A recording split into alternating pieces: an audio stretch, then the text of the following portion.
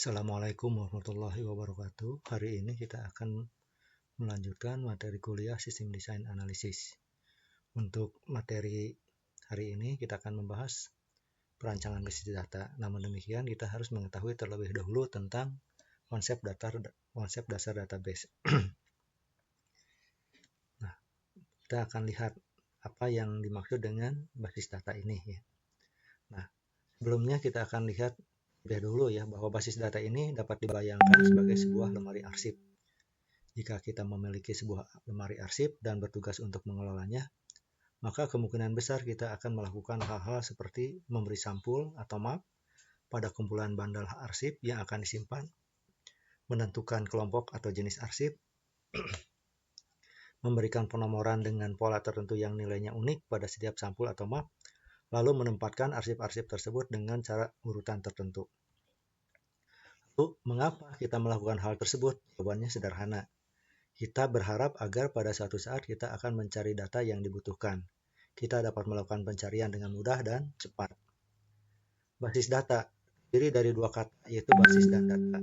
Basis dapat diartikan sebagai markas atau gudang, tempat sesuatu berkumpul. Sedangkan data adalah representasi fakta dari dunia nyata, yang mewakili suatu objek seperti manusia, bisa diberikan contoh seperti pegawai, mahasiswa, atau pelanggan, barang, hewan, peristiwa, konsep, keadaan, dan sebagainya, yang direkam dalam bentuk angka, huruf, simbol, teks, gambar, bunyi, atau kombinasinya. Nah, definisi basis data. Basis data dapat didefinisikan dalam sejumlah sudut pandang.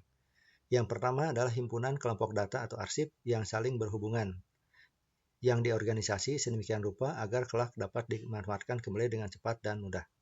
Kedua, kumpulan data yang saling berhubungan yang disimpan secara bersama, sedemikian rupa dan tanpa pengulangan atau redundan, yang tidak perlu untuk memenuhi berbagai kebutuhan. Ketiga, kumpulan file, tabel, arsip yang saling berhubungan, yang disimpan dalam media penyimpanan elektronis. Basis data dan lemari arsip sesungguhnya memiliki prinsip kerja dan tujuan yang sama.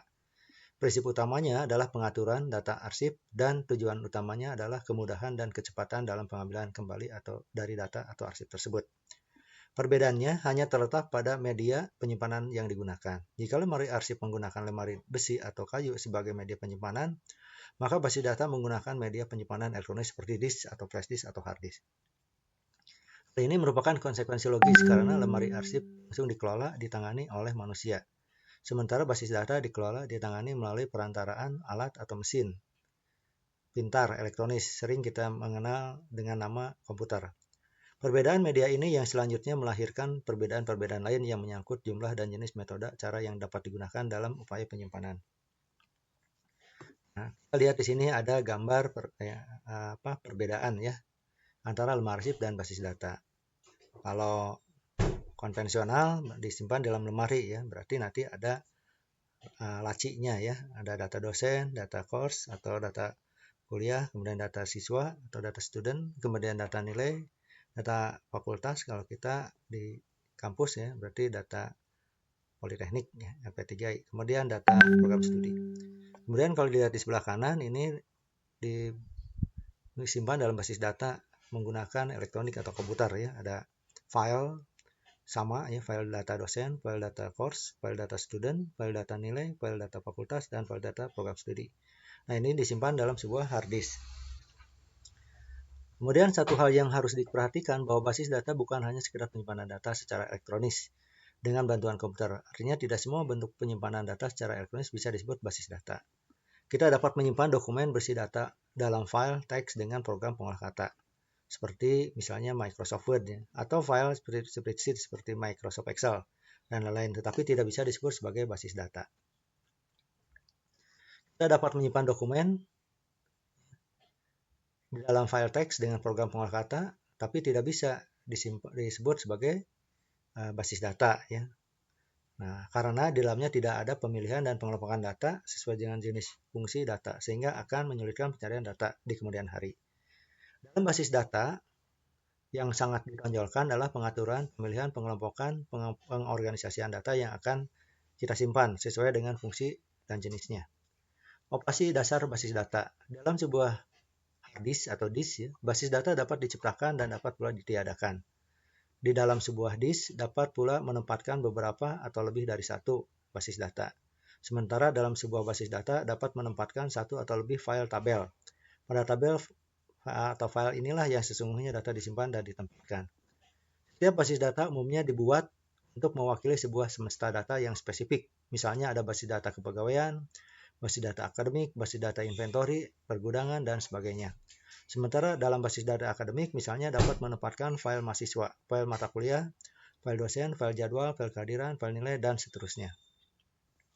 Operasi dasar basis data meliputi pembuatan basis data baru atau istilah Inggrisnya adalah create database yang identik dengan pembuatan lemari arsip baru. Penghapusan basis data atau drop database yang identik dengan perusakan lemari arsip atau sekaligus besar isinya jika ada. Ketiga, pembuatan file tabel baru ke suatu basis data atau create table yang identik dengan penambahan map arsip baru ke sebuah lemari arsip yang telah ada. Penghapusan file tabel dari suatu basis data atau drop table yang identik dengan perusakan map arsip lama yang ada di sebuah lemari arsip. Penambahan pengisian data baru ke sebuah file tabel di sebuah basis data atau insert yang identik dengan penambahan lembaran arsip ke sebuah map atau arsip. Kemudian pengambilan data di sebuah file atau table atau retrieve search yang identik dengan pencarian lembaran arsip dari sebuah map atau arsip.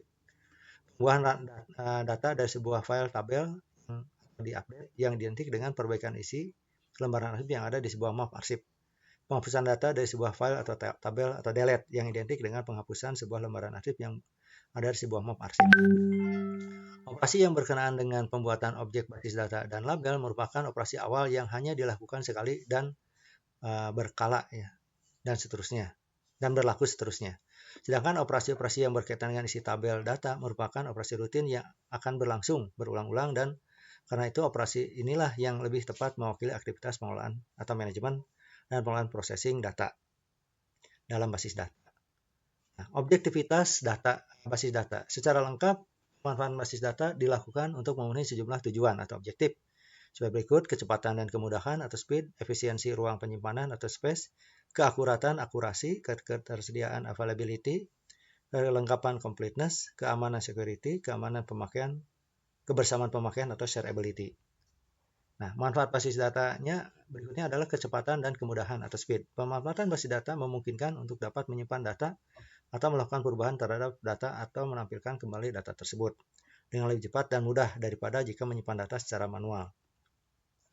Akuratan atau akurasi, pemanfaatan kemudahan atau pembentukan relasi antar data bersama dengan penerapan aturan atau batasan atau constraint tipe data, domain data, keunikan data, dan sebagainya yang secara ketat dapat diterapkan dalam sebuah basis data. Sangat berguna untuk menekan ketidakakuratan pemasukan penyimpanan data. Kemudian ketersediaan atau availability. Penjelasannya adalah pertumbuhan data baik dari sisi jumlah maupun jenisnya. Sejalan dengan waktu akan semakin membutuhkan ruang penyimpanan yang besar. Kelengkapan atau completeness, lengkap tidaknya data yang kita kelola dalam sebuah basis data bersifat relatif, baik terhadap kebutuhan pemakai maupun terhadap data itu sendiri. Kemudian keamanan atau security. Memang ada sejumlah sistem aplikasi pengelola basis data yang tidak menerapkan aspek keamanan dalam penggunaan basis data. Tetapi untuk sistem yang besar dan serius, aspek keamanan juga dapat diterapkan dengan ketat. Dengan begitu dapat menentukan siapa saja atau pemakai yang boleh menggunakan basis data beserta objek-objek di dalamnya, dan menentukan jenis-jenis operasi apa saja yang boleh dilakukannya. Kebersamaan pemakaian atau shareability. Pemakaian basis data sering tidak terbatas pada satu pemakai saja, atau di satu lokasi saja, atau oleh satu sistem atau aplikasi saja. Data pegawai dalam basis data kepegawaian misalnya dapat digunakan oleh banyak pemakai dari sejumlah departemen dalam perusahaan atau banyak sistem atau sistem pengkajian, sistem akuntansi, sistem inventory, dan sebagainya. Kemudian hierarki data tradisional. Pertama ada elemen data atau field, suatu elemen data terkecil yang tidak dapat dipecah lagi. Berikutnya adalah record, gabungan sebuah elemen data yang terkait. Kemudian selanjutnya adalah file, himpunan seluruh record yang saling berhubungan. Kita perhatikan di sini ada evolusi perkembangan basis data. Pertama ada masa, kemudian ada perkembangan basis data. Masanya pada tahun 1960-an, sistem pemrosesan file, database management system, layanan informasi secara online berbasis manajemen teks. Tahun 1970-an, penerapan sistem pakar pada sistem pendukung pengambilan keputusan basis data berorientasi objek. Kemudian pada tahun 1980-an, perkembangan basis datanya adalah sistem hypertext yang memungkinkan untuk melihat basis data secara acak menurut suatu kata kunci atau sebagaimana yang diterapkan pada internet. Kemudian pada tahun 1990-an, sistem basis data cerdas, sistem basis data multimedia cerdas. Nah, keuntungan basis data atau database management system, kepraktisan dalam penyimpanan data, kecepatan dalam pemrosesan data, kemubaziran dalam data terkurangi atau redundasinya akan berkurang, kemudian konsistensi dan integritas atau validitas data, independensi data atau kemandirian data. Berbagi data, multi-user, sekuritas data atau keamanan, penggunaan data lebih mudah, keterpaduan data terjaga, masalah integrasi kita dapat data juga dapat distandarisasikan. Demikian ada kerugian dari basis database management system. Yaitu diperlukan tempat penyimpanan yang besar, yaitu simpan dalam hard disk, diperlukan tenaga yang terampil dalam mengolah data, perangkat lunaknya mahal, kerusakan pada sistem basis data dapat mempengaruhi departemen yang terkait. Menggunakan konfigurasi hardware yang besar, mempekerjakan dan menggaji staf database administrator yang relatif mahal. Penerapan basis data pada contoh pertama adalah kepegawaian untuk berbagai perusahaan yang memiliki banyak pegawai. Pergudangan atau inventory untuk perusahaan manufaktur, pabrikan, grosir, atau reseller, dan apotek. Akuntansi untuk berbagai perusahaan.